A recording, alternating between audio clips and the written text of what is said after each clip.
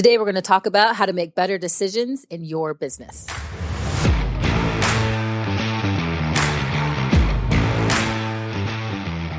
I'm sitting in my hotel room right now in Bali. My balcony overlooks someone's home. This home has a Hindu temple inside of it, which is beautiful and also fascinating. It smells like smoke from a fire that someone used to cook their morning breakfast. That breakfast smells familiar and also a little different. There's spices I recognize and spices that I've never smelled in my life. Every now and then you get a whiff of the sewer and cigarette smoke. The air is warm and it's thicker than I expected. Whenever you leave your bedroom, and if you're blessed to have AC, which I'm learning in Bali is somewhat rare, and you go outside, it's hot and you're usually sweaty. Cars are honking. The ocean is rolling. Life here is so relatable, yet so different from what I'm used to. It's such an experience. It's such a culture experience. And it's different than what I expected. It's not like what you see on Instagram. And that's what's challenging about it, but it's also what I love about being here. As I scroll through my pictures and see the things that we have experienced in this last month and a half, it's crazy to see how much life has been lived in such a short period of time. I haven't asked myself, how in the world did I get here? And there are a million answers to that. But right now, I'm thinking of 2 reasons why I am standing here today with my whole world in 2 hotel rooms and 5 suitcases. I'm talking about making decisions. The decision that we made intentionally to be here, and the thousands of decisions it took to make it possible, and the decision to start businesses over the years that are supporting us financially through this whole journey. So let's talk about decisions and how to get better at them. Wilfred A. Peterson says, you are only one decision from a totally different life. If you ask someone what it means to make a decision, they'll probably give you a different answer. But to me, decision-making is the ability to organize the mind, filter between good, better, and best choices, to then choose one, act on it, and then move with the consequences of that decision. Now, as a business owner, you probably make more decisions than your average person. And what I love about that is that you get a lot of opportunity to make decisions, which means over the years, you get better and better at making decisions, which means you get better and better results of the choices that you make on a daily basis. I have made some amazing decisions, and I have made some pretty messed up ones too. But I'll take them all. They have all been my teachers. So here are 25 tips for making better business decisions. My today is a culmination of thousands of decisions I have made over years of living. It's not any better than anybody else. It just happens to be where I am today. So no matter what part of the world you're in, where you live, where you stand today is due to the decision you've made every single day to be there. So let's talk about how to make better decisions. Number 1, the decisions you make are largely influenced by how much confidence you have in yourself. Decisions have a lot to do with who you think you are. You are the deciding factor of what happens in your life. If I were to come to you right now and say, okay, hey, so-and-so, so great to meet you. I have a question for you. Would you speak right now on a stage of 10,000 people? Would you say yes or would you say no? The answer to that question depends entirely on what you think about yourself. Now, if you would have asked me that years ago, I would have said, heck no. Like, are you even kidding me? First of all, I can't do that. I don't want to do that. I'll sound like a fool. I don't have anything to say. Why would anybody care what I have to say? I'm just this, and this. I'm just a nobody from here, X, Y, and Z. Why would anybody want to hear anything that I have to say? If you were to ask me today, I would say, heck yeah, I have an hour. Okay, let's do this. I think it's really fun, and I think it would be really cool. In fact, I have this funny dream that someone has come to church and they have forgotten their talk, and they need someone to stand up for the 10 to 15 minutes that they were allotted and give us their thoughts on this certain topic. Susie has the flu today, and she's not able to come to church. Is there anyone in the audience who would like to come up here and share some thoughts? My hand would shoot right up, and I'd be like, yes, I would love to talk about this, and this. I think it's so fun. But that has not always been the case, not even close. In fact, growing up, we had different opportunities to speak in public every single year, and it was so scary. It was so overwhelming to think that all of these people are going to be staring at me, thinking about me, while I give this oration on a particular topic. And it intimidated me, but I would still do it. And it started very, very small as a young girl, maybe 3 years old, sharing a sentence or a word or finally thoughts. And I would show up for those, and I would say my few words, and I'd be so embarrassed and just overthink whatever I said, whatever I did. But over the years, I took bigger risks. I began speaking in school, and I tried out for student council. And we'd do skits, and we'd do plays, and we'd do funny things. And then in college, I took public speaking classes, and I still wasn't great. But I would say one of the biggest changes for me was starting a podcast. That was terrifying. But then you start putting your voice out there to all these different people, and you realize you're still alive, you're still okay, and it's actually pretty enjoyable. And that has become much more comfortable to me. So the difference now is that when someone asks me if I can do something in this space and I feel comfortable there, whatever I think about myself will determine my ability to say yes or no to that opportunity coming my way. So what I think about myself and my abilities will determine the decisions I make. If someone asks me to do something and I think I'm an idiot, or I think I'm the worst, or I don't know, and I doubt myself, I'll usually push that opportunity away. If someone presents something to me that I'm very comfortable with, I will say yes. Now, if I'm in a slightly rarer group, which is, I'm going to ask you to do something that I know you're not totally strong in right now, but I think you could get there and it will push you outside of your comfort zone, and you say yes to that, then you have the opportunity to grow into anything that you want to grow into. So if you want to get better at making decisions, get better at believing in yourself. If you're not good at it, start from where you are, push yourself a little bit out of that comfort zone until that becomes comfortable, and then continue pushing a little more each day. The way you see yourself will greatly determine whether you say yes or no, or how you show up to an opportunity presented to you, to a decision that you have to make. Number 2, most decisions take some sort of personal risk. What I have realized over the years is that decisions that I make that I'm really interested in, but I know are a stretch for me, usually take some sort of personal risk. No one ever really knows 100% of what's going to happen, all the variables involved. There is always some personal risk involved. For example, I like to swim in the ocean. It just makes me feel alive. And I've been wondering, why does swimming in the ocean make me feel so alive? Like I'm just swimming in water. I think it's just because the ocean has usually been very intimidating to me. There's always this little fear in the back of your mind of like, am I going to get eaten by a shark? What's in here? What's happening right now? What am I doing? This is out of my control. Whenever I find myself in a situation where I'm outside my comfort zone and I'm not in full control, I feel very alive, like I'm past my boundaries. And that feels threatening somehow, like I'm on a cliff, ready to take this leap. I'm risking my life in some way. And in that risk is the possibility of death. Physical death, like swimming in the ocean, maybe there's a shark. It could be financially risky. An emotional death, like I'm going to risk myself in this relationship. I mean, how wild is it that you meet someone, fall in love with them, and then tell them with your own words or your body language, I like you.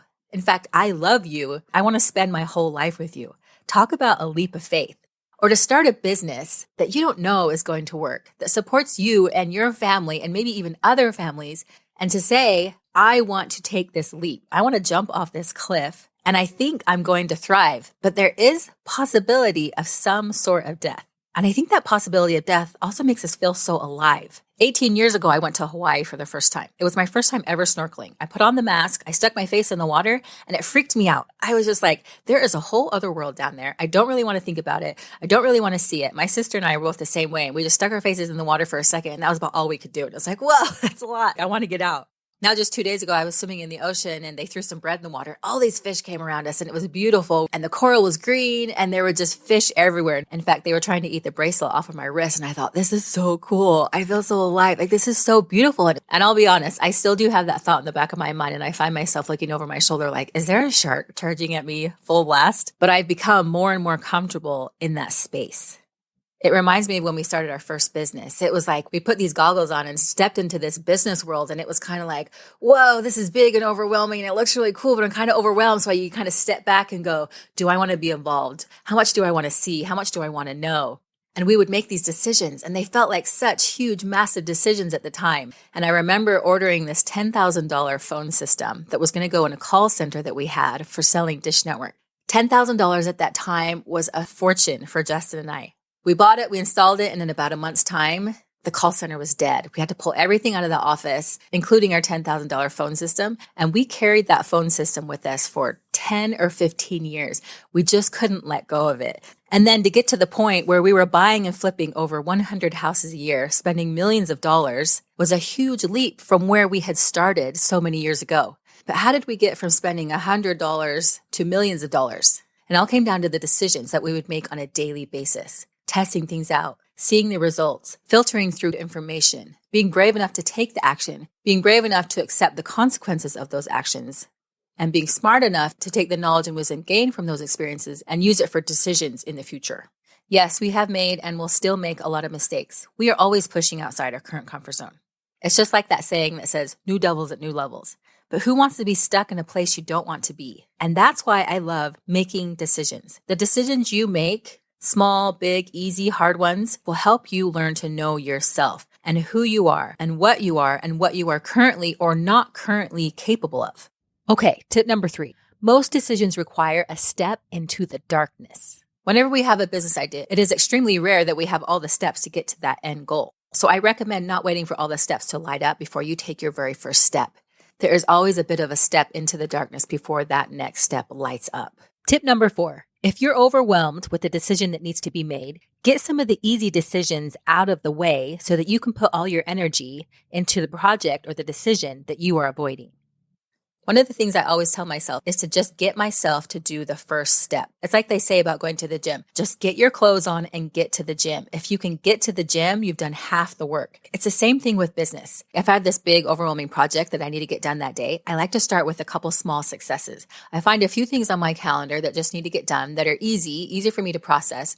Get those out of the way so that all my time and energy can be completely focused on this big project. In fact, I did that today. I was like, okay, I'm going to be creating a podcast. It's a little bit overwhelming because you're sharing your thoughts and your ideas. So I had all these little things on my calendar that were quick and easy for me to do. Didn't take a lot of my brain energy. I got those done, got those out of the way. And then I knew that there was nothing else that my brain could say, hey, why don't we do this or this? It was like, this was the only thing on my calendar. And so I could put all my time and energy into it. So I told myself, all I need to do is open up my Google Doc and start working on writing down some of my thoughts for this podcast. So I finished those few small tasks, opened up my Google Doc, started sharing some thoughts, and then we were just cruising. And before you know it, we're in podcast creation mode, and it feels good. And I already forgot that like an hour ago, I was overwhelmed with even taking on this big project. Tip number 5. When you make a decision, that decision starts making decisions for you. One of my favorite things about making a decision is that once you make one, it will start making other decisions for you. I know that every single day from this time to this time, that will be Tara's consolidated time for working only in the business. And that is an important decision for me to make. I have 3 kids who are homeschooling right now. I'm working with my husband.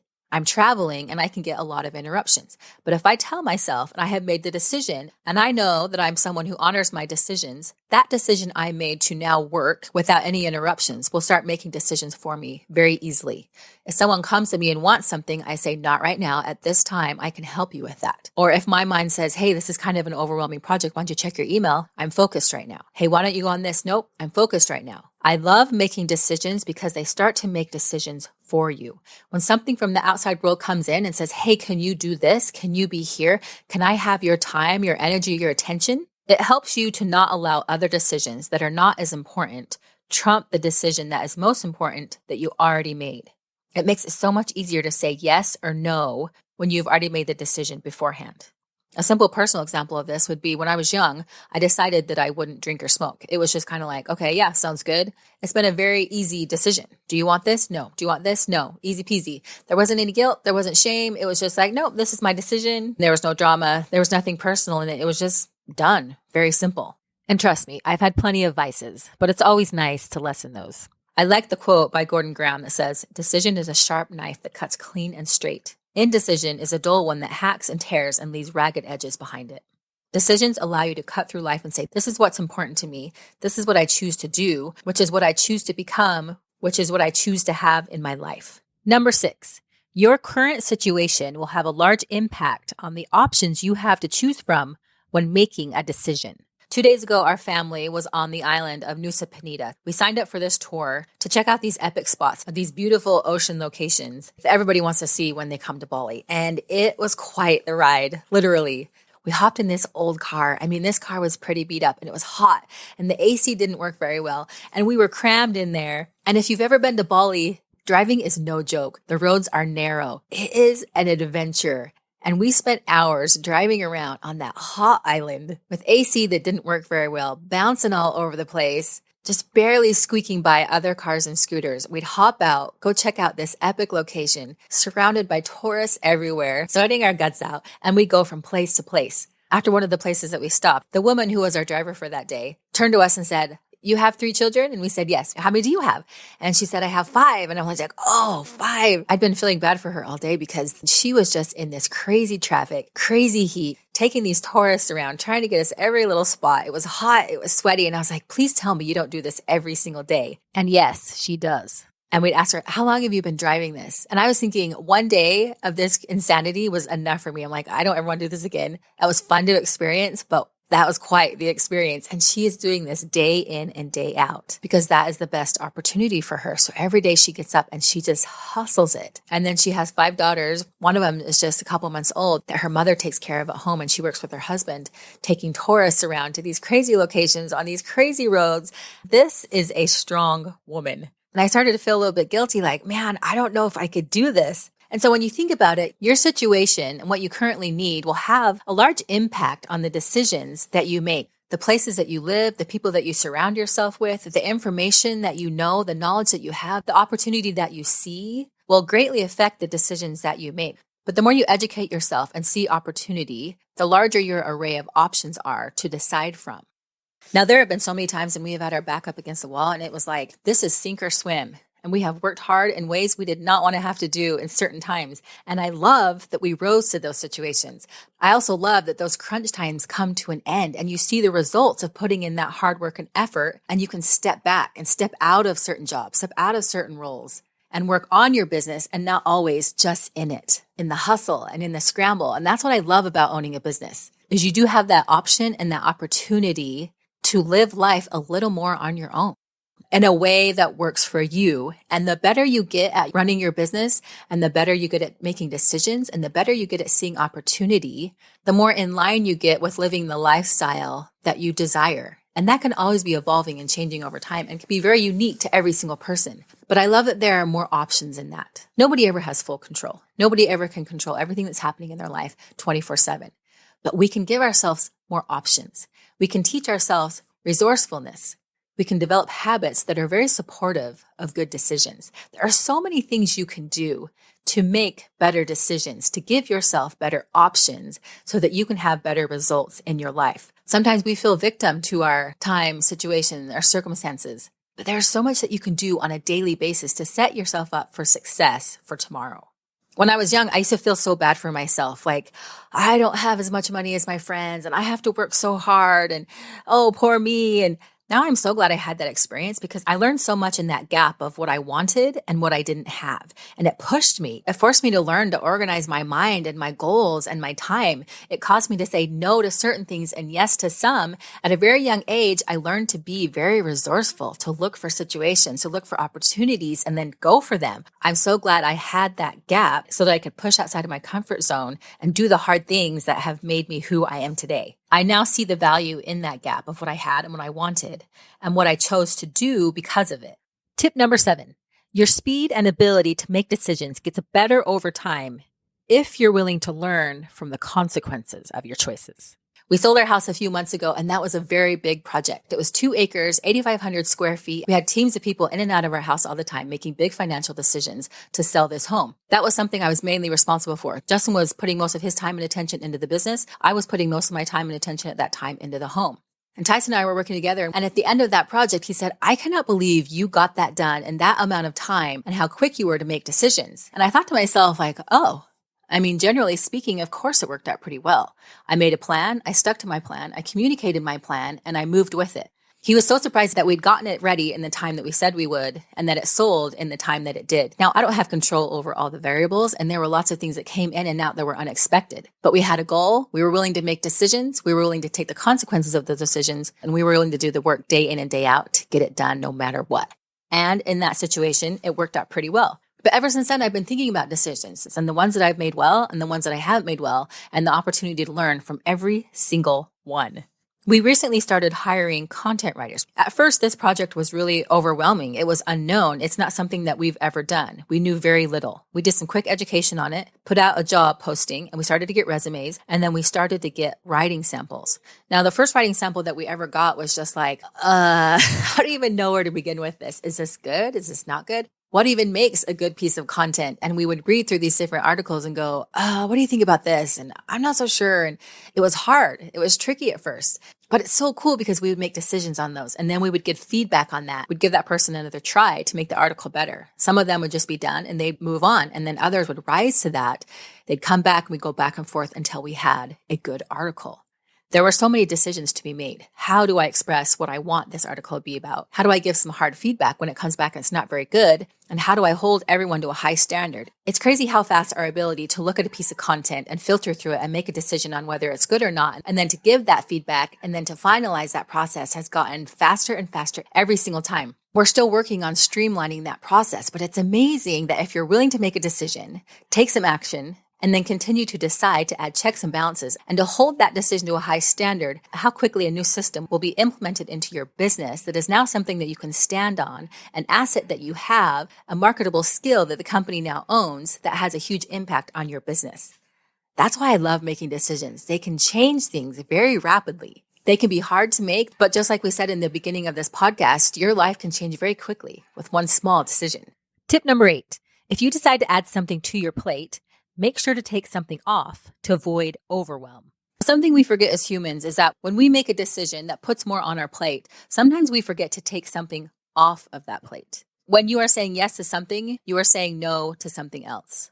When a business is doing well and is successful, you will get more opportunities, more people asking for your time and resources. And it's important for you to get good at saying no. Just because you're good at something doesn't mean that you should do everything. So give yourself permission that whenever you put something on your plate, to also remember to take something off to avoid overwhelm. Number 9, the choices you make should get you closer to your goals. What are your KPIs? What are you going for? Does this decision get you closer or further away from where you are going? What are the pros and cons of making this decision? Speaking of pros and cons, tip number 10 is to share the burden of making the decisions in your company to avoid decision fatigue. One thing we like to do is to share some of the decision making with the people that you are working with so you don't get decision fatigue. Yes, this is a thing. If you allow the people that you are working with to make decisions, they will take more responsibility for the decision that's being made and also for the consequences that come from that decision that was made. If you are the only one who can make all the decisions or certain decisions, the company can get backed up because everybody is waiting for you. Learn to trust other people and give them opportunities to make decisions. If you are uncomfortable giving them the full responsibility, allow them to make a decision and then come to you for checks and balances.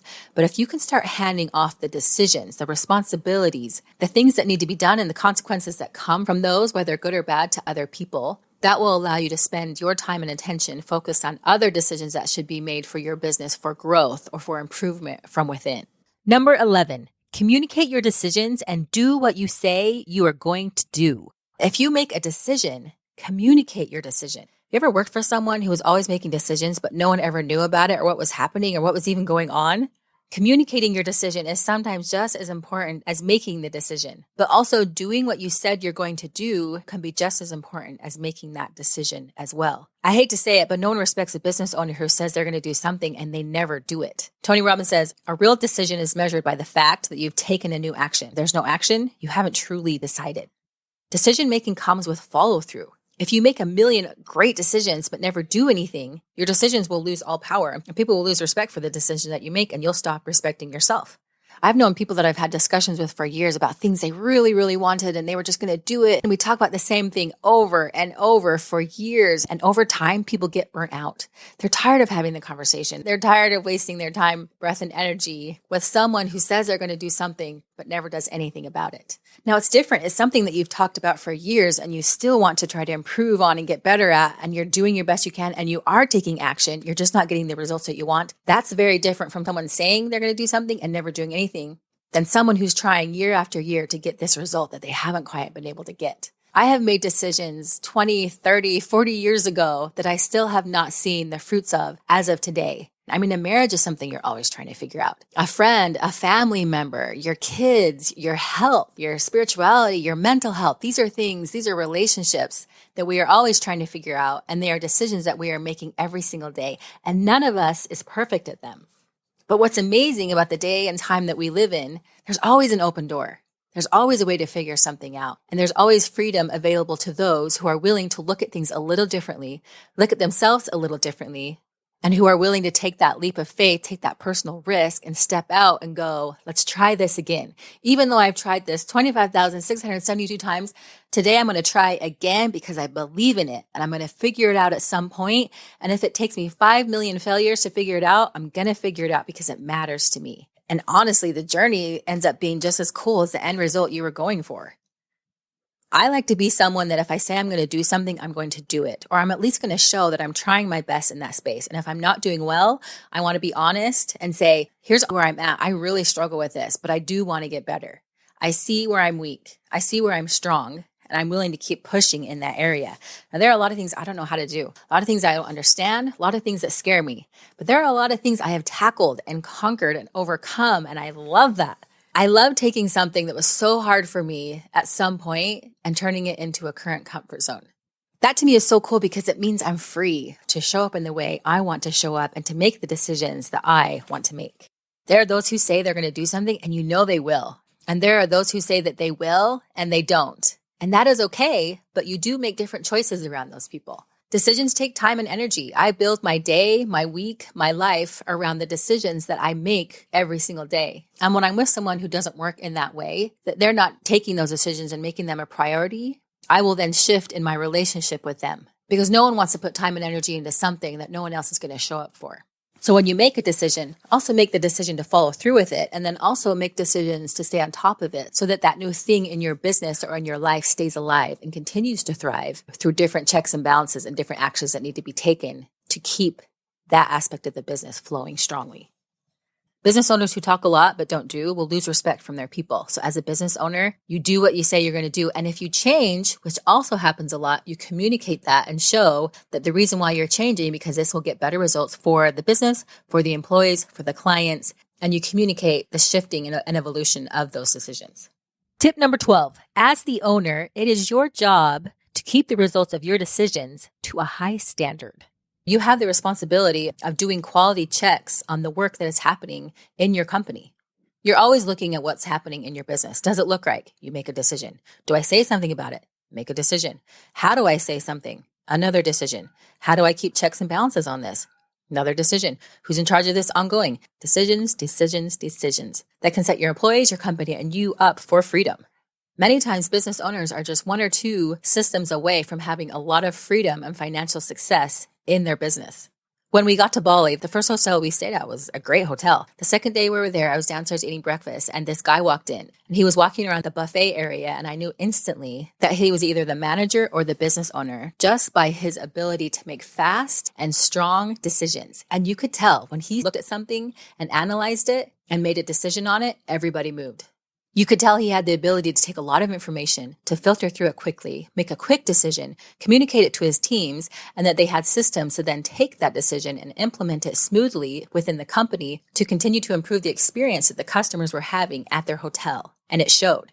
We have been in some amazing hotels and we have been in some very interesting ones. The last hotel that we were in was pretty quirky. We took a fast boat out to Nusa Lembongan, which is this little island off of Bali.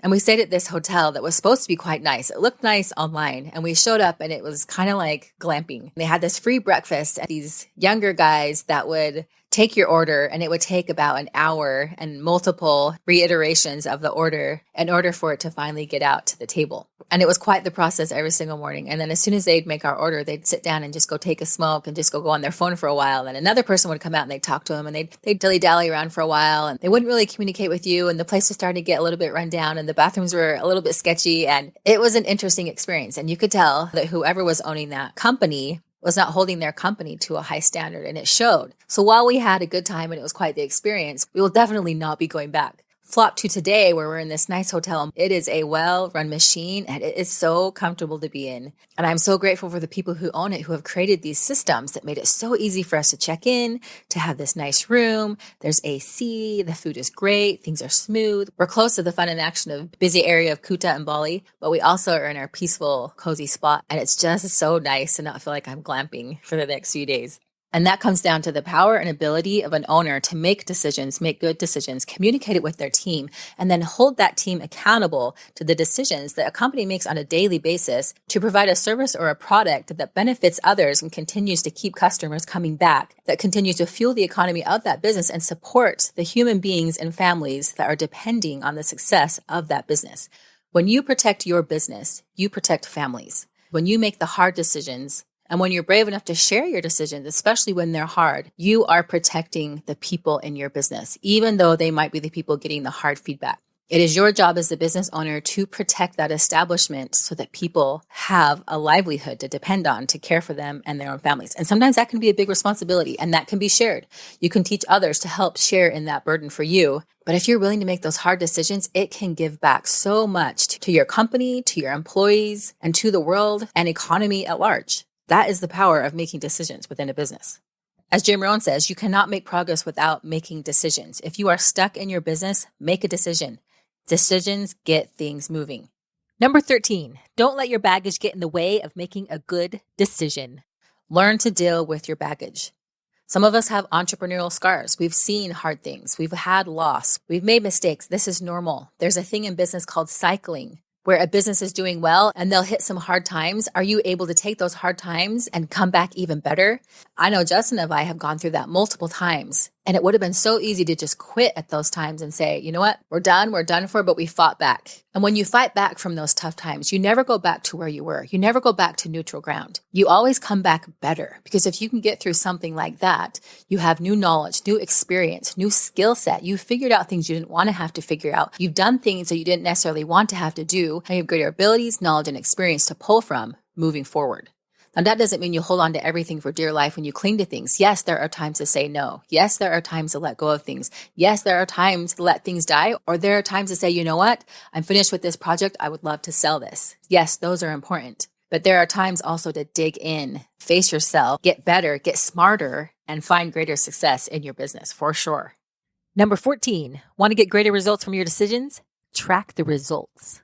If you really want to see improvement, also create predictable streams of income. It becomes important to track what is happening in your business. It's as they say, what gets measured grows. What's working? What are the numbers? What isn't working? Have conversations. Do you know your numbers? Do you know your KPIs? Do you know how much you're spending? What are the percentages of profit? What areas are taking up too much time, energy, and money? Are you looking at those numbers, analyzing what's working, what's not working, talking about it, and making the tough decisions to improve and grow in those areas, or to shut down and stop certain areas that are not profitable? Number 15, want to grow faster? Get honest with the feedback that you receive. It's pretty natural to avoid wanting to get feedback that's negative, right? We all struggle with that. Nobody wants to hear something bad about something you're working so hard in. Trust me, I know. If you have a podcast or social media, you're putting yourself out there in any way, you will get negative feedback. And that could be sometimes one of the hardest things about having a business. But it's as I think Aristotle said, to avoid criticism, do nothing, say nothing, be nothing. So yeah, it can be tough at times, but it takes a lot of courage to not avoid information that makes you uncomfortable in a situation. You are going to get some honest feedback. Sometimes that feedback comes in the form of not making the money that you want, or from employees who no longer want to work with you, or from just random trolls on the internet. You never know, but it's helpful to be honest with the information you're evaluating to make a decision. You will get positive and negative feedback, and it's important to check out both. Is there validity to this? Do I need to improve in this area? Sometimes negative feedback can be some of the best feedback that you'll ever get. We have done podcasts, sold programs, done events, sold houses, had different investments, worked with different partners, and we've gotten all kinds of different feedback. And that is an opportunity right there for you to rise and shine and go, is it true? Do I need to work in this area? Or is this something I need to not listen to because it's just a random comment and has something more to do with the person who said it and not necessarily me who happens to be involved in the moment? If it's just a crazy troll situation, you work it out of your system, you let it go, and you get back to work. If your ego is riding on your ability to make money and the success of your business, this will be a hard one for you because you'll really be putting yourself out on the line. And so when someone says, I don't like this, you're going to take that as I don't like you, and that's going to be a hard hit. Over time, you will get better at separating your personal ego from the decisions or consequences that come from running a business. That takes time. It's hard. It's humbling, something that Justin and I are always working on. So the question is, how can you get out of the way of your own business, even though you might be the leader or face of it? These can be some tough moments, but don't worry, I believe in you. The scariest voices you will ever face are the ones that live inside of you, inside of your own head. The scariest person you will ever face is your own self.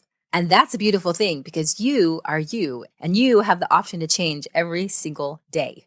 Number 16. Speaking of change, don't get stuck in a bad decision that you made long ago that seemed so right at the time. When I was young, I made the decision that when I grew up, I was going to be a mom and I was going to be a stay-at-home mom. And I thought it was the worst if I was going to have to work while having children. And I felt so much guilt for so many years. And finally I said, you know what?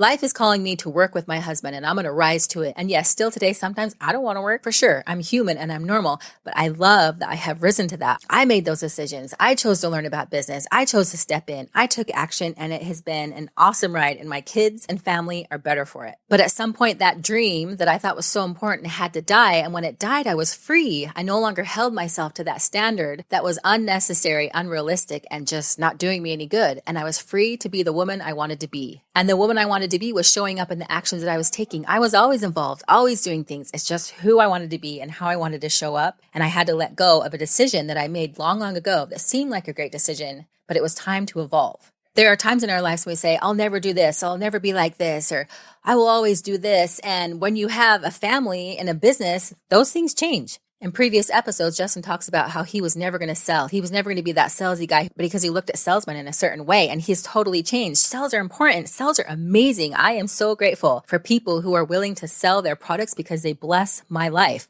Just yesterday, I hopped off a boat, 5 suitcases, 5 backpacks, walked a few feet out of the harbor, and instantly a man came up to us and said, hey, you need a ride? Where are you going? This is my price. And we negotiated, and within a couple minutes, my family was in an air-conditioned van on our way to Kuta, and I barely had to lift a finger. It was amazing. I am grateful for this man who's out there willing to sell his services because we needed it. We needed his help. Otherwise, we would have been stuck in blistering heat trying to figure out what to do to get our family to our next spot. I am grateful for other business owners out there who take that leap of faith, who take that step of courage and go, I'm going to create something and do something about it. And I'm going to talk to other people about it. And I'm going to make decisions every single day that bless this company, the people who work for it, and the economy that we are involved in. Number 17. Now, obviously, some decisions go your way and some don't. One of the best things you can do is decide not to hold onto the bad story of a decision. There are so many investments that Justin and I have made that have not gone well. I have lost 2 figures, 3 figures, 4 figures, 5 figures, 6 figures, 7 figures. I've lost millions over the years. And that's only because over the years we've taken bigger risks. But we've always made more than we've risked, but we've honestly learned more from the failures than the successes that we've had many times. Just yesterday, my youngest son, Kason, left his phone at a beach club that we were at the day before. Now, of course, he mentioned this right when we were checking out of our hotel and trying to get on a boat to head back to Bali. And so it was slightly chaotic. And I thought, well, that phone is gone. There's no way we're going to be able to find it. And then now he's going to be without a phone, which is going to make it tricky because if he ever gets lost, which tends to happen because he's a bit of a wanderer, I'm not going to be able to find him. And I may possibly lose my child on this 9-month trip around the world. Now, a small miracle happened. We reached out to a beach club that we'd been to the day before and asked if they had seen it. They actually had seen it. They had it. And then a really awesome guy, this young kid who worked there, hopped on his scooter from another island, cruised all the way to our harbor and gave us Kason's phone. And I offered to give him money and he wouldn't take a penny and he just drove off. That was a small miracle. And it's so nice that Kason has his phone. But what's cool is during that couple hours of stress, I kept giving myself therapy of like, okay, I'd already warned Kason a lot of times that if he doesn't take care of his phone, he's going to lose it. And he'd left it in different spots. I was telling myself, this phone probably costs about $1,000. I'd be willing to pay $1,000 for my son to learn executive functioning skills. He needs to learn to be organized. I know he's going to feel a lot of pain losing his phone. He likes his phone. And if this is what it takes for him to learn, I'm happy to pay $1,000. Let's be honest, I'm happier that he has that phone back because it causes some extra stress for our family while traveling. But sometimes those bad decisions can be very helpful. I'm kind of glad he lost his phone because now he thinks about it. That gave me an opportunity to remember, hey, we need to work on being organized in our mind, in our life, so that we're not leaving things around that cause stress and chaos. So if you ever have the opportunity to lose a little bit of money, just tell yourself to take that money that is lost and allow it to be a gain. Justin and I had a high-end flip in Palm Springs that we lost $250,000 on one house. And we would tell ourselves, well, that was a $250,000 college education. Let's take that loss and allow it to help us to make millions. And so that's how we see financial loss. Okay, we lost it here, but if we can learn from this and take it and try it again in a smarter way, imagine what can be made. And that is how we've handled financial loss. Yes, it has been painful and can be stressful, and it's not something you want to do. And you can make smart decisions and you don't have to risk things financially. But if you choose to make that decision and you do lose, just know there's always so much you can learn and you can come back stronger, and that can make you a lot more money than you ever lose if you can learn to see it the right way. In fact, Joyce Meyer says, don't mourn over your bad decisions. Just start overcoming them with good ones. I like that. The truth is, you are not a perfect business owner, nor am I. So you will make mistakes. That's okay. If I were to come to you and say, oh, you own a business? Okay, cool. Do you think from here until the end of your life, you will never make a mistake in your business? You would say, no, that's ridiculous. Like, of course I'll make a mistake. But we hold ourselves to that standard. And when we make mistakes, we beat ourselves up and we're so hard on ourselves. And then we avoid certain things and we avoid making the right decisions and we avoid seeing the information in an honest way that allows us to show back up in that situation to make a better decision and to improve our decision-making skills and speed as we move forward. Tip number 18, don't become the bottleneck in your company. I like to make decisions that have timelines to them as early as I can. If someone is waiting on me to make a decision so that they can keep moving forward, at the beginning of my day, I like to communicate with those and make those decisions as soon as possible so that person can continue to moving. So I'm not creating a bottleneck in the business. If someone is waiting on you for a decision, make that decision quickly, get them going, get everybody working, and then you get to work on your own personal stuff so that things can continue moving along. If it comes to the point where you are a bottleneck in that system within your business and you need to hand it off to someone else, begin training someone else on what to look at, what to check for, and how to make those decisions. And then if you decide, they can also check with you from time to time to make sure those decisions that are being made are working well within the company. But get people to work as much as you can while you're working on your own things. For example, let's say I finish this podcast. I want to get this podcast to our editor as soon as possible. I don't want to sit on it for a day because if I can get him working on it right now, it'll get back to me sooner, which allows us to send it to our copywriter who then can allow us to get that up on our blog, who can allow us to get show notes. If everything is hinging on your ability to get things out there and to make decisions, make those decisions quickly and keep people working so that things continue to move in the business. A quote by James E. Faust says, "Some of our important choices have a timeline. If we delay a decision, the opportunity is gone forever. Sometimes our doubts keep us from making a choice that involves change. Thus, an opportunity may be missed." So yes, there are choices that have a timeline, the opportunities that need our communication and our response. And then there are some decisions that take time. We sit on them for a little bit. We think about them for a moment before we make these big decisions. Tip number 19, see your decisions through. Back in the day, Justin and I were pretty squirrely at times. We'd start a business and be like, we can do anything. Let's start another business and another business. And before we knew it, we were overwhelmed trying to start too many businesses at one time. So as you get better at making decisions, you also get better at realizing that while there are a million great ideas out there in the world, it takes time and energy even to get one going and really thriving. So choose to focus on one, get that business thriving and doing well. And then if there comes a time where you're bored and you have extra time, energy, money, resources, then you can start something else. But focusing on something and building it into something special does take a lot of time and energy and attention, and decide to stick with that until you have that freedom to go into something else. And remember that sometimes your ability to think on your feet can create great opportunities as well. Justin is always running numbers. Therefore, he sees opportunity everywhere. And he's done podcasts on that. If you can understand your terms, you can see greater opportunities and you can make better decisions. Number 20, your level of emotional maturity will greatly affect the choices that you are making on a daily basis. As we've discussed, your emotions, your emotional state, and your emotional maturity play a significant role when you need to make decisions. Even if you think they don't, they just do. You will get better at not being so emotionally and personally tied to your decisions. Humans are meaning makers and we like to attach to things. If you are overly attached emotionally, financially, you will have a lot tied to your business decisions, and that can be exhausting. So learn to look at things in your business as information, not necessarily as personal attacks. How can I look at this? How can I take this information and how can I make non-overly dramatic or overly emotional response to this and keep things moving along so we don't waste time and energy in unnecessary emotions? And remember, you can change your decisions. They can evolve. You can change your reasons. So yes, tip 21, you can change your mind. Your decisions, your reasons for doing things, your intentions can get smarter, wiser, better, more efficient over time, and that is okay. You can always pivot. You're never stuck in something if you're willing to face yourself and face the situation with courage and determination. I went to college. I graduated as a teacher. I did that for a couple years and then we started a business. I've never regretted being a teacher. I loved it, but I've also really enjoyed what I've done now. Nothing is wasted. Decision-making is wild. It's organization and flexibility at its finest. It's a bit of a paradox. Some decisions you make and hold on to, but the nuances of how things manifest shift. I want to make this much money, but how it all manifests is not entirely up to your control.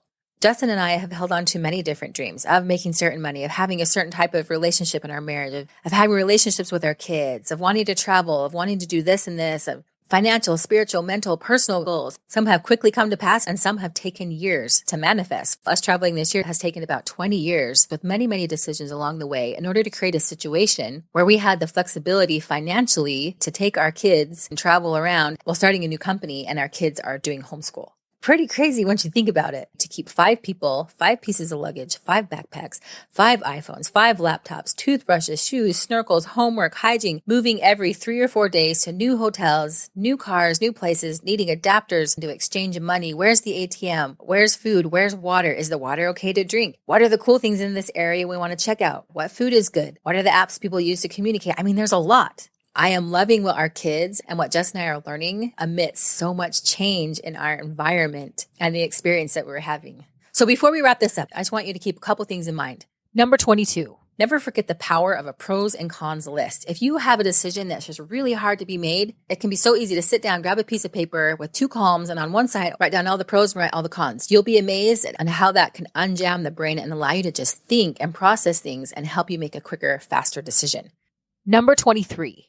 Also, never forget the power of a conversation. This really moves things that are backlogged in the brain. A good conversation, writing things down, getting things moving, taking action can help you make decisions and make better and better decisions over time.